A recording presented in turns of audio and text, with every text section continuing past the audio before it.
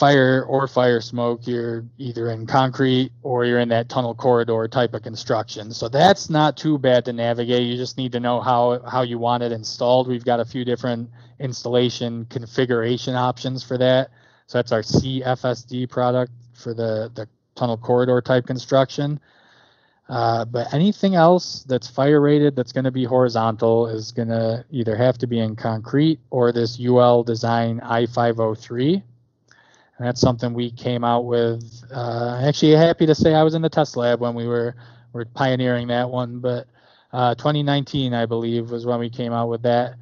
Allows a way for a fire or fire smoke damper to be mounted in the horizontal position in something other than concrete. Basically, there was really nothing until this construction came along. So outside of that, there aren't a lot of options for horizontal mounting of fire or fire smoke dampers. So